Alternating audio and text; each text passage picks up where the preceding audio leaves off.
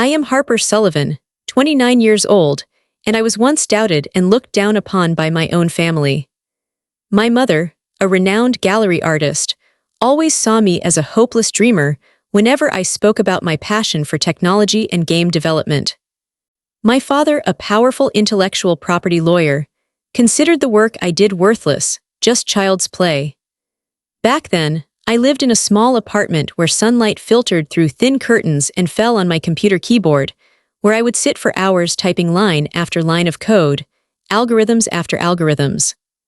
No one at home truly cared about the projects I quietly built, the investment emails I sent, or the indie game contests I entered all by myself. My brother casually said, "That will never be anything real." My mother coldly told me, "You should focus on art, don't waste your time on impractical things." My father only saw me as a failure without a future, but I knew deep inside I couldn't give up. I couldn't let their prejudices and lack of trust define who I am. Every night, when Austin lay peaceful under the moonlight, I still sat there in the dim glow of the screen, writing each line of code, creating my own world.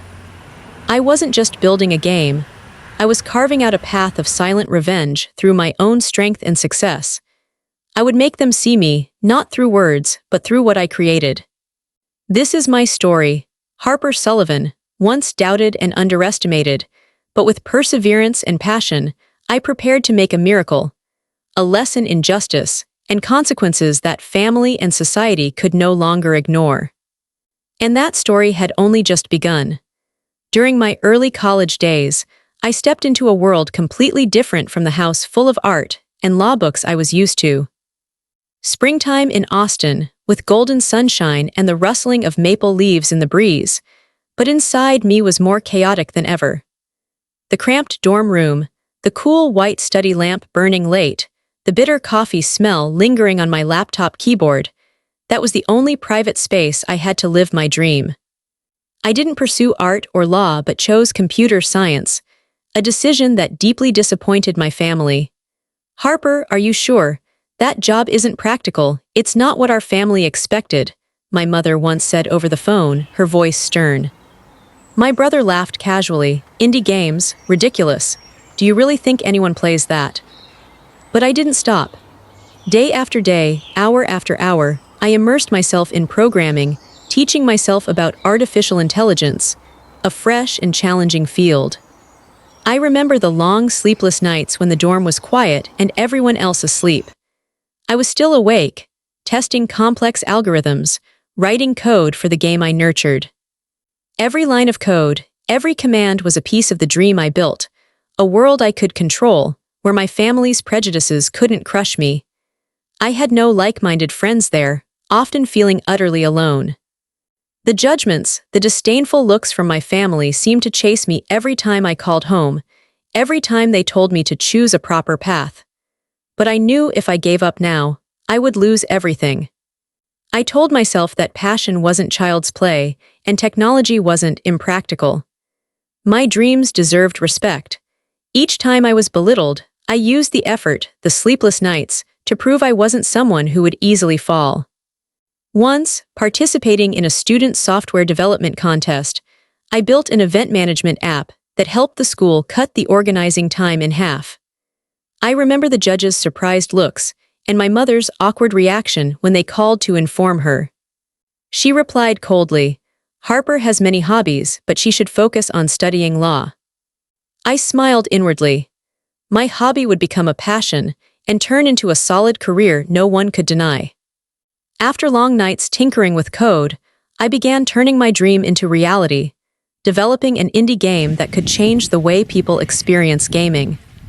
Not just a game, but a living world where AI characters didn't just react by script, but truly felt, and changed based on the player's emotions. The idea came to me when I watched friends play games and realized most characters were rigid, unrealistic, and the experience boring. I wanted to create something different, a world where you didn't just play but felt accompanied and understood. I spent months researching and testing AI models so that game characters could recognize emotional states through voice, facial expressions, even player reactions in situations. I called the project Ember Soul, the soul of fire, symbolizing vitality and transformation. In the indie game community, Ember Soul quickly made waves. Reviews praised its creativity, technological breakthrough, and emotional depth. I received invitations to present at small tech conferences and modest investments to expand the project. But at home, things were different. My family, the ones I hoped would understand and support me, saw it as worthless. My mother once exclaimed, "A game, just some tech toys that don't help real life." My father was colder, "Harper, don't dream foolishly. Real work is something that can pay the rent, not playing with computers all day." My brother, always praised as the family pride, even mocked, "If you succeed with that game, I'll fly to the moon." Every word felt like knives piercing my heart. But instead of collapsing, they ignited another fire inside me, a determination to never let those who belittled me win. I remember nights sitting in the dorm room, the faint laptop light, headphones blasting as I plunged into the virtual world of Embersoul, telling myself it wasn't just a game, it was my revenge, my proof of real value. I didn't play by their rules, I created new rules, and I knew someday they'd have to see me differently.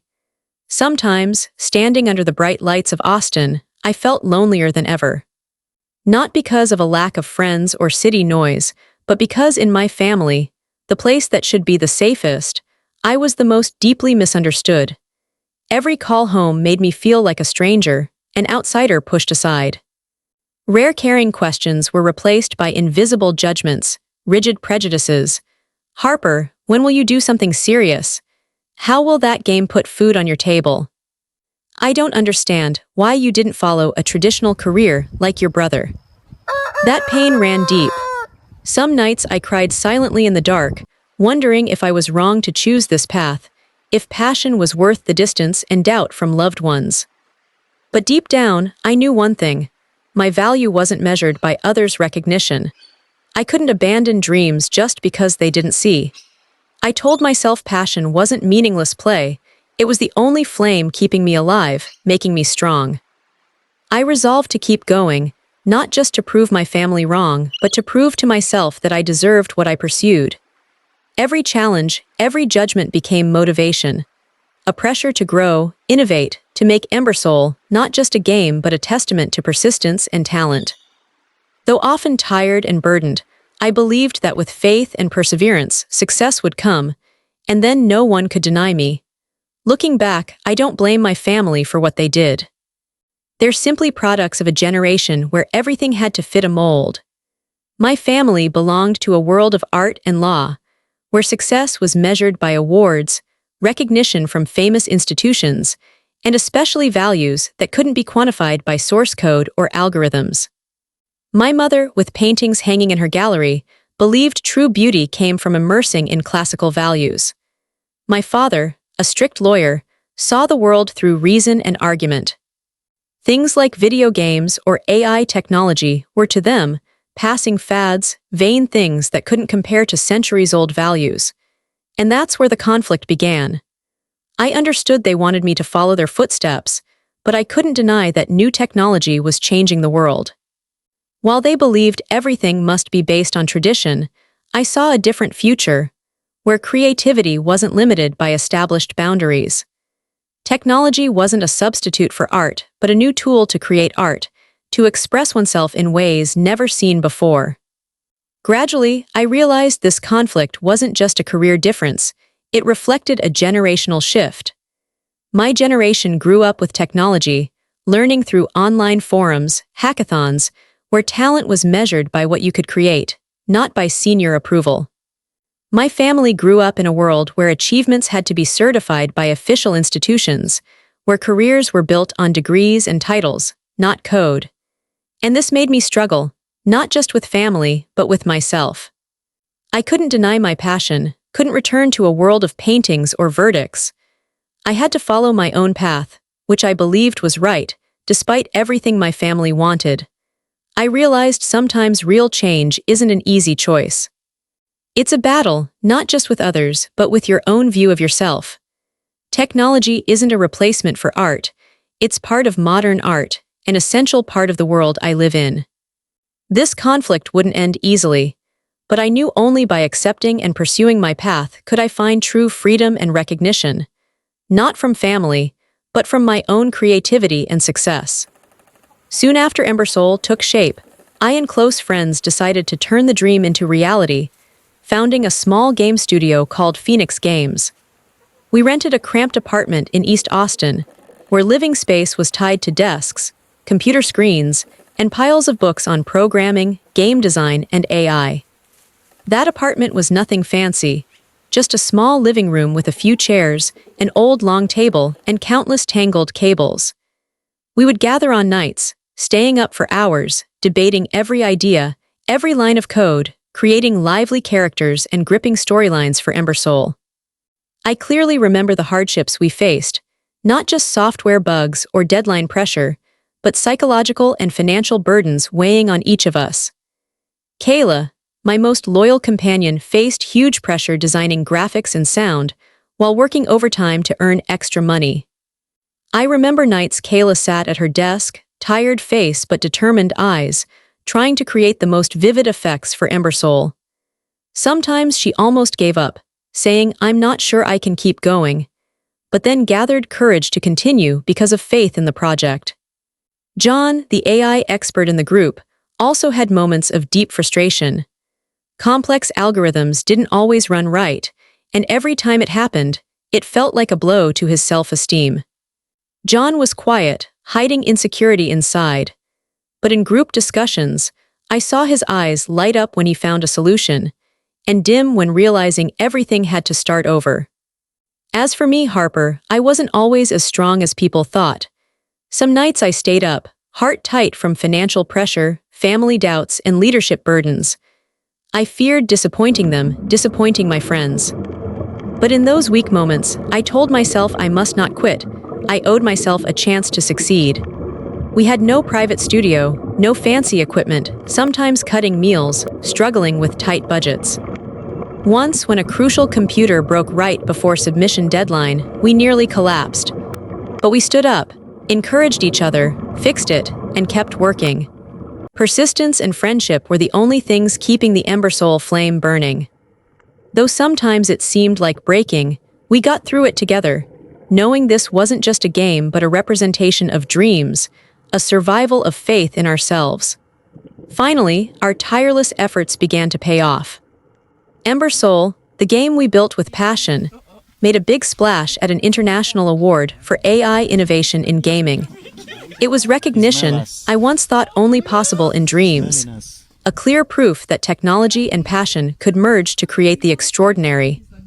The moment I received the award, standing on stage among hundreds of developers worldwide, I felt unprecedented satisfaction. But deep inside, that feeling was mixed with tension.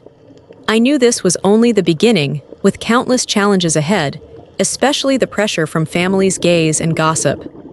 The event not only brought fame but attracted attention from major investors, people who could help Phoenix Games grow stronger. Calls and meetings gradually appeared, and for the first time, I had a chance to present my vision to people not friends or family, but potential business partners. However, alongside joy, I kept a cool head. I understood that to keep the studio's values and identity, we couldn't easily accept every offer without careful consideration. I didn't want my success diluted or turned into soulless commercial products. My family, still on the other side, knew nothing of what was happening. They still held the image of me as a crazy girl with unrealistic passion. And that became motivation for me to keep moving, not just for myself, but to prove that prejudice couldn't stop someone with belief and perseverance. Every day, my team and I immersed ourselves in work, polishing every detail of Embersoul, turning it from a passion project into a symbol of creativity and innovation in gaming. Though we began gaining recognition in the tech world and attracting investors, in my family's eyes, I was still the odd-job daughter, not serious. They knew nothing about awards, Phoenix Games growth, or partner meetings. The gap between me and my family wasn't just about career or choices. It was an invisible gap deep in emotions and understanding. While they lived in a world where success was measured by fame and degrees, I lived in mine, where every achievement was earned by sweat, tears, and utter loneliness. Every call home wasn't just information exchange, but a mental challenge, a test of endurance to pretend I was fine and on the right track, while knowing inside that they never truly saw the real me. Once my mother asked, "Have you ever thought of another career, one that would make the family proud?" I tried to smile but felt choked inside. I knew she didn't really want to hear the answer, and I didn't want to say it, fearing deeper disappointment. We lived under one roof, but my soul felt locked outside the family door, where love and support should have been the firmest foundation, but were replaced by judgments, cold looks, and silent distance.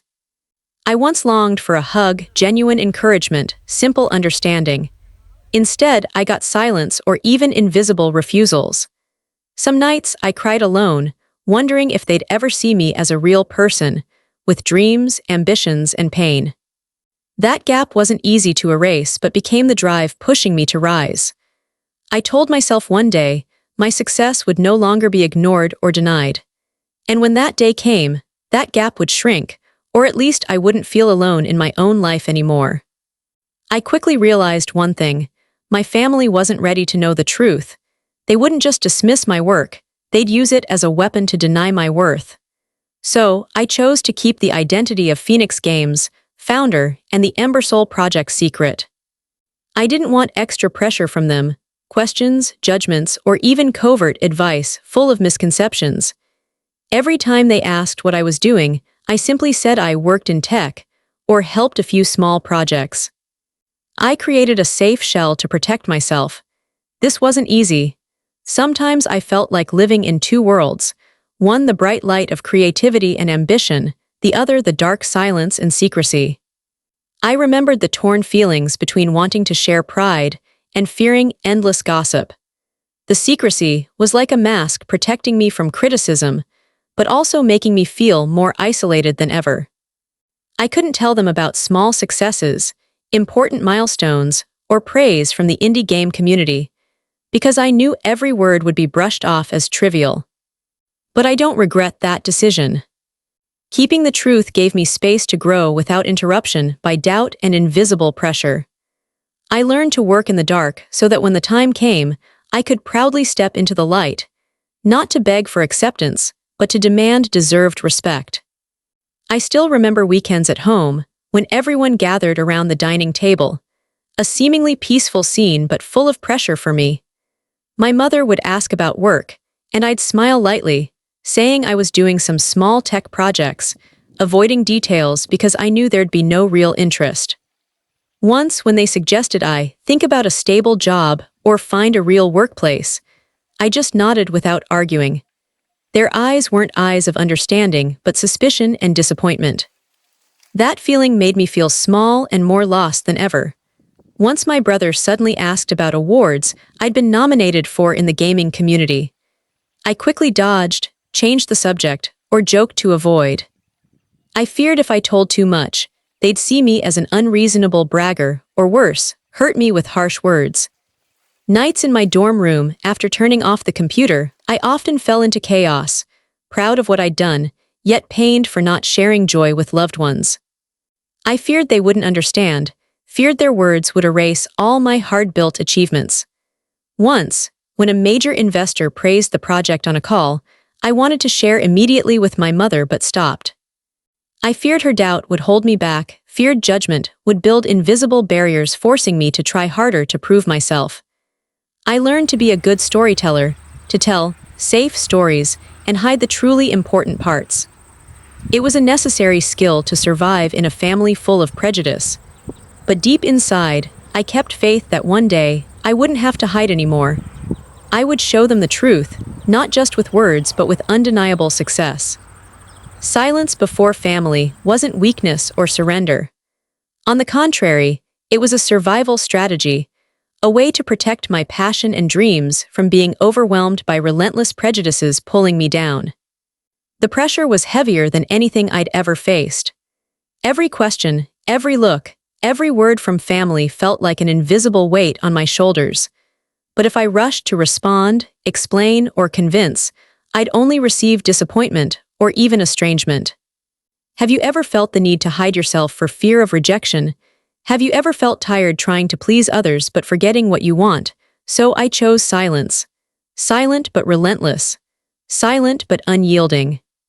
I knew the strongest testimony wasn't words but actions, from perseverance, from results I created. Have you ever wondered what keeps you going when everyone around doubts you? Passion or perseverance? By keeping my success and projects secret, I protected not only my dreams but the mental strength to keep fighting. I learned not to let judgments or distrust control my mind, not to let pain become a barrier. Do you dare to hold on to your passion, knowing the path may be lonely and rough? Passion is the most precious thing I have, and I keep it as a treasure. It's the motivation to get through sleepless nights, failures, being underestimated. It wakes me up every day determined to turn dreams into reality, not to prove who's right or wrong, but to live truly as myself. I believe once you're strong enough to keep passion alive amid storms of opposition, you'll find guiding light, and that light will be bright enough for everyone to see you differently. After months of hard work, Phoenix Games finally faced a major turning point. The SXSW Austin International Game Festival, one of the world's largest events for technology and entertainment. I clearly remember standing backstage on a magnificent stage, bright spotlights shining, upbeat music playing, while my heart seemed ready to leap out. Our AI blockbuster game, Ember Soul, was about to launch, introduced officially to thousands of fans, developers, and global media. What made this moment even more dramatic was that my family was invited, an unusual chance for them to witness my achievements firsthand. But I wasn't sure if they were ready to see me differently. I remember my parents' expressions as they entered the hall, a mix of curiosity, pride, and some confusion. They still didn't fully understand what I did, nor the importance of Ember Soul in the gaming industry. But for me, this was the moment to reclaim justice, to demand respect. I wasn't the crazy daughter wasting time anymore. I was the founder, the one who lit a new fire in the gaming world. When the big screen showed the first scenes of the game, each vivid AI character reaction, each setting changing based on player emotions, I felt all eyes in the audience fixed on me. I wondered, would my family recognize the girl they once doubted? Would they see the sleepless nights, the doubted dreams I'd overcome to have this moment? My heart swelled with pride yet worried about uncertainty. But one thing was sure. This was the first step for them, and the world, to see me differently. No one expected that the person sabotaging my dream from the shadows was my own father, the man who for years only mocked and belittled my passion. I found out he secretly collaborated with a major rival game studio, a giant in the industry always looking to crush newcomers like Phoenix Games. They didn't just compete. They wanted market share, even playing dirty by leaking internal information, ruining Ember Soul's SXSW launch. Just days before SXSW, I noticed strange signs. Details about Ember Soul leaked on gaming forums, unfinished trial videos appeared online, ruining surprise and severely hurting our launch plan. These leaks weren't from anyone on our team. They were highly sensitive details, internal AI algorithms, marketing plans, even investor lists. Everything carefully exposed, leaving me worried. Digging deeper, I found encrypted emails and calls, clues showing someone inside was cooperating with the rival studio, our so-called archenemy. This news hit me like a thunderclap. My heart stopped for an endless moment. The betrayal, the deep hurt words couldn't describe. How could my father side with the enemy, push me into darkness from the wings? Tears ran down my cheeks, not from weakness but anger and determination. A surge of energy rose, pushing me to stand stronger than ever. This wasn't just a battle for a game, but for freedom for myself. I couldn't let my father and those saboteurs take my story. I had to act, to win with my own strength and creativity.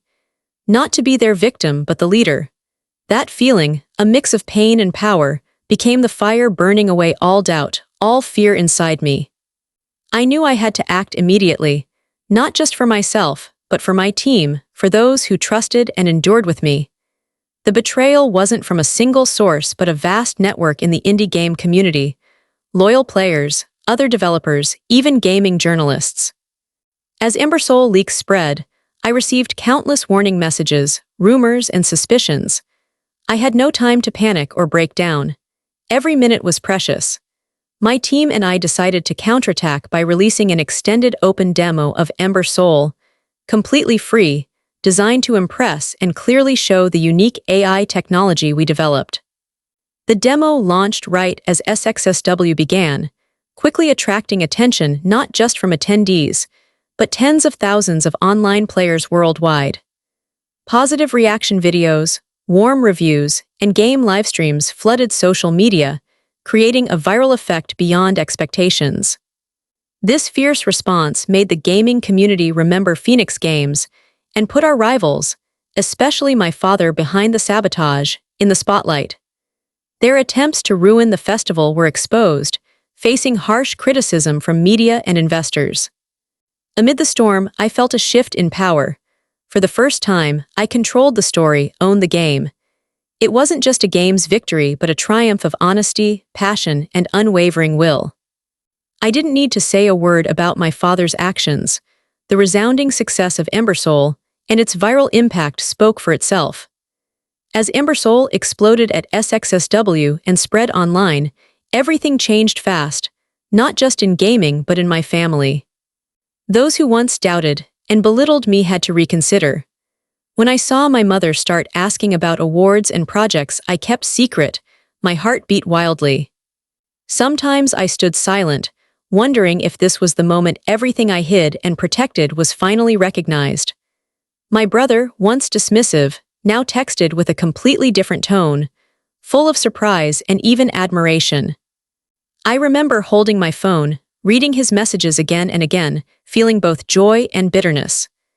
Joy that he finally recognized me, bitterness that it took so long. My father, though quiet, no longer wore his usual cold gaze. For the first time, I saw him listen seriously, ask about my work and challenges. I sensed softness, a deep change. Even if hard to say, it showed he was starting to understand and even feel proud. But in those moments, I realized my feelings were far more complex. I wasn't just happy to be accepted, but carried years of loneliness, doubt, hurtful words and looks. I wondered if this recognition could ever heal all those wounds. Still, I chose to believe in change, that we always have chances to heal and rebuild. I felt relieved that they finally saw the real me, not through prejudice but through what I achieved. It was a feeling both sweet and bitter, but above all, a confirmation that I hadn't lost my way. My father's betrayal was the deepest wound I'd ever faced. Painful not only because it shook my trust in the closest person, but because it showed the huge gap between us, a gap not only in views but in values and feelings. I clearly remember the shock when I found out he was behind the sabotage plan, a project I put my heart and soul into. That betrayal wasn't just a blow to my project, but a stab straight into my heart, where love and expectation for family once flowed fiercely. But alongside that pain, I also felt a great strength rising inside me. I was proud of my ability to stand up, not be defeated by betrayal, to turn pain into action. Justice isn't always served by words or legal events. Sometimes it's done my way, with creative power, community voice, and the success I built with my own hands. I turned a sabotage plan into a chance to shine, to prove no one could destroy my dream, even the closest person. I felt justice, not bitter revenge, but self-affirmation, victory of will and passion. It was an indescribable feeling, both painful and sweet, loss and victory. But above all, it gave me strength to move on, to write my story, not judged by others but with pride in myself. I always believe technology isn't just a tool, it's power that can change lives, create seemingly impossible miracles. In my hands and my team's, technology was a weapon to fight prejudice, to break invisible barriers set by society and family. Embersoul isn't just a game. It's proof of a group of young people daring to think, act, stand up and say, I won't be limited by prejudice. And the miracle is technology helped us turn words into action, ideas into living reality, dreams once distant into truth. But technology, though powerful, is only part. The rest belongs to people, willpower, perseverance, and courage. I, with unquenchable passion, kept the flame alive in the darkest days. I learned that no matter how the world blocks you, if you're resilient, you'll find a way to rise. Personal resilience and tech power combined create an unbeatable force. I didn't just build a game. I built a story of belief, of turning adversity into opportunity. And my story proves that even betrayed, underestimated, just keep faith and harness tech power, you can turn the tide, become a leader, the game master. After the shock they didn't expect, when Embersoul became a phenomenon and the truth about my father was revealed, my family began to change bit by bit. Mocking and doubt slowly replaced by curiosity, then more sincere questions. My mother no longer just asked if I was working, but wanted to know about progress, about projects I kept secret. Once she called, voice full of surprise and pride, "Can you tell me more about Embersoul? I want to understand your work better." My brother, though still obviously proud, no longer mocked or judged. Instead, he quietly supported, sending encouragement and even helping connect beneficial contacts for the project. I saw the change not only in words but in eyes, no longer doubtful, but respectful and understanding. Though things couldn't go back to how they were, this change was the first step toward a new family relationship based on acceptance and respect. And that, to me, was more precious than any award or success, because it marked the close of a stormy chapter and opened a new beginning where I could be myself, not the version my family once expected. We sat facing each other in a quiet small room, dim light casting a weary but determined look on my father's face. The space between us seemed heavy with unspoken things. I spoke first, my voice firm but gentle. "Dad, I know you were disappointed in me, in the path I chose, but I want you to understand I'm not lost. Passion and what I do is my way. I don't need your approval, just your respect." He looked down at my tightly clasped hands, maybe for the first time truly sensing my strength. He sighed, then spoke in a low voice. "Harper, maybe I was too rigid. I don't fully understand technology or what you do, but I always want the best for you." I nodded, eyes locked on his, feeling a rare softness. "You don't need to understand everything, but I need you to see me as I am, not as the version you expect. And even if we don't fully agree, we can still respect each other." He lifted his head, eyes sad but with new respect. "I promise to try. Though not easy, I want to keep this bond." At that moment, emotions surged inside me, part forgiveness, part hope to start anew. I realized this wasn't the end but a beginning for a new relationship, one based on truth, respect, and acceptance, not imposition or doubt. Leaving the room, I felt relief, a new strength filling my heart. Finally, I had affirmed my worth, not by others' acceptance but by my own growth and perseverance. Through all I've been through, I realized that in every family relationship, forgiveness isn't forgetting or ignoring mistakes, but choosing to let go of resentment to keep moving forward. Forgiveness is a long journey requiring patience and courage from both sides. I learned that respecting personal boundaries not only preserves harmony, but allows each family member to keep their identity, grow their own way without being crushed by expectations or impositions. Family isn't always perfect, and conflicts are inevitable. But growing up in a family means recognizing differences, accepting flaws, and finding ways to coexist, not in perfect agreement, but in true respect and love. For me, maturity isn't just career steps, but opening the heart, knowing how to forgive and keep inner peace in closest relationships. I don't expect everything to be perfect or disagreements to vanish.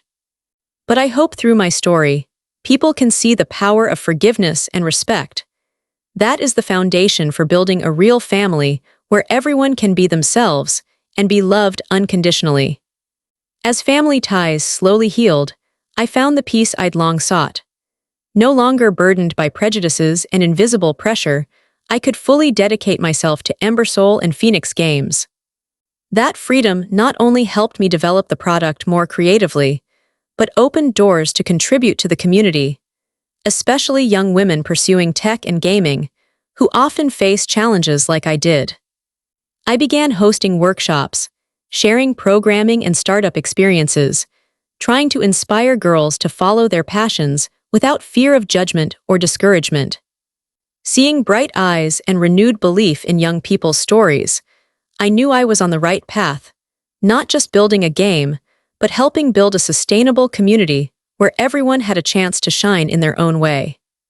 That was the greatest gift I received from this difficult journey: the peace in my soul, the freedom in creativity, and the ability to help others find their own light.